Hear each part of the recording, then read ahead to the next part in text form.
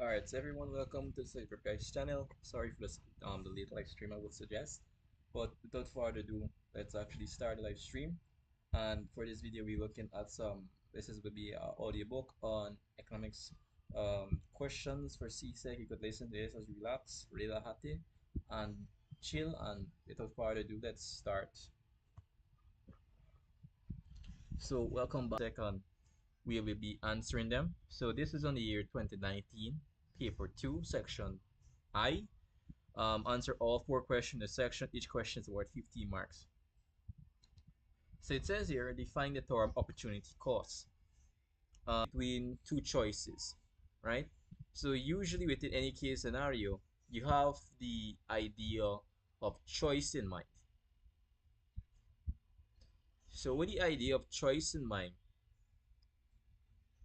so you have a choice between two goods essentially. And the choice that you pick, or in this case, if you have to choose, an example of this is in real life, is that if you have to choose between a bread and cheese, and you choose the bread, the opportunity these three factors that Forbes must consider in determining what to produce. So first of all, right. So two questions that they might need to ask is what to produce, how much to produce, and for whom to produce. And that is three of the basic economical questions that they might need to answer essentially. So let's look at something called, or it says outline factors that might affect the distribution of goods in a territory or in your territory. So the distribution of goods in your territory is, for example, nature and extent of the market, um, and also the type of economy. So we are usually referring um, to the types or the goods that are even allowed in the market, because in certain economies and certain countries you cannot bring in certain goods. In some countries you cannot bring in demerit goods at all. So what are demerit goods? Let me explain what they are. What are demerit goods? Demerit goods are goods that are harmful to us. This could be they put on these things in order to stop them from coming into the country. But in some economies or some countries, they totally, like for example in El Salvador, you will be put to death.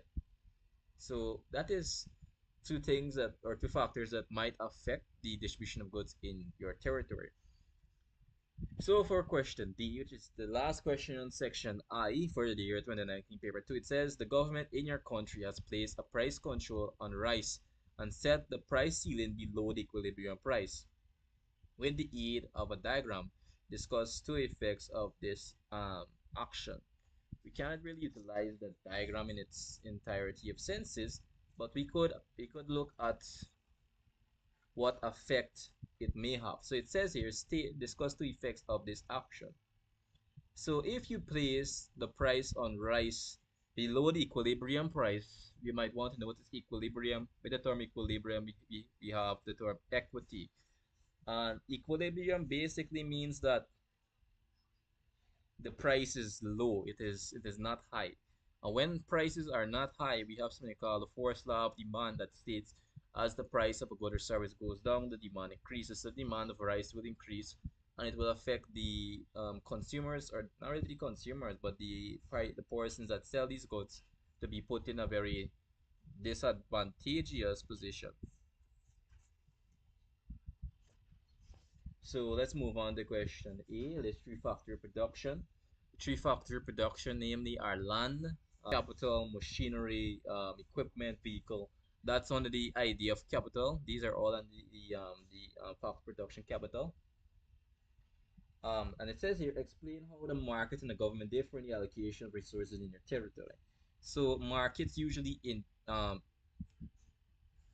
So markets usually ingest goods and services from abroad, while the government allocate or the rights, or even have the, like for example, to do something that markets do usually.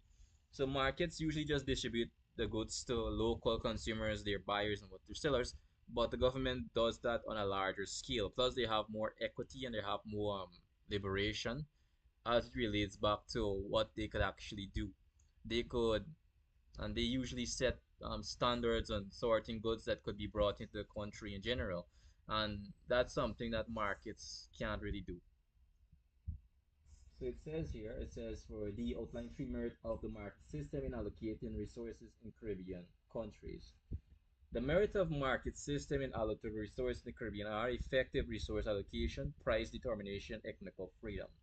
So that are the three merits of the market system allocating resources in Caribbean economies. So effective resource markets, or usually buyers want to have a sort of deficit, and usually this is a very bad word, or a very bad word in the case of if you're a vendor or you're selling some goods, you're a market person, you're selling goods. The term deficit is a loss to the business. It is not something positive.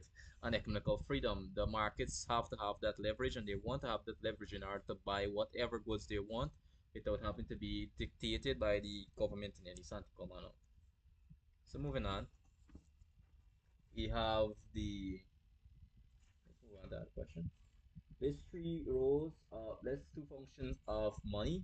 Two functions of money include a store of value and a medium of exchange. Identify three roles of the financial sector in an economy. Three major roles of the financial sector in economy is fiscal policy and monetary policy.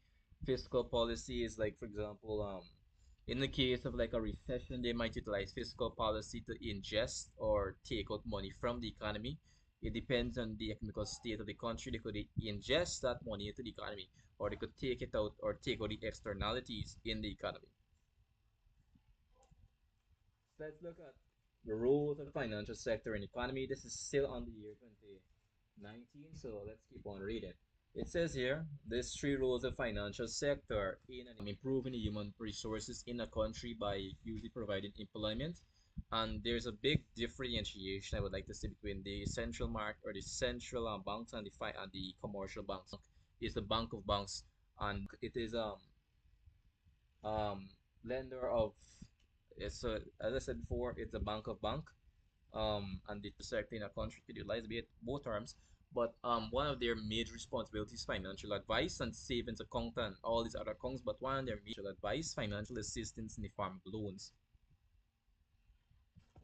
So let's keep on. Let's only answer one more question. WTO. So the role of the WTO, or World Trade Organization, is an intergovernment organization exports a country of goods and services.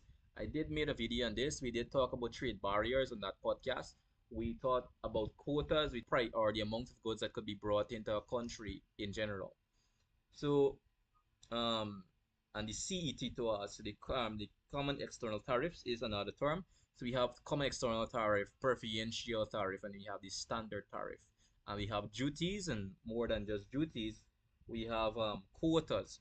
These are all trade barriers in the sector of things that could hinder or actually hamper with the trading of goods and services abroad. Outline two factors that might cause a over circulation of money into the economy or over injection of financial currency into the economy that could cause the devaluation of that good the amount of money could be devalued from inflation or deflation. Both of these terms could cause drastic effects on the value of money in general. Discuss two consequences of balance of payment deficit in your country. So international debt, in some cases, leading to decrease in quantity of life or decrease in quality of life. Serve that. So international debt and time of economical stagnation. In the case of a balance of payments deficit, you could have because the country is losing money a lot. We were going to talk about the balance of payments. We talked about the whole economy in general, and usually it usually refers to a lot of money. So stagnation because they are not having financial assistance to the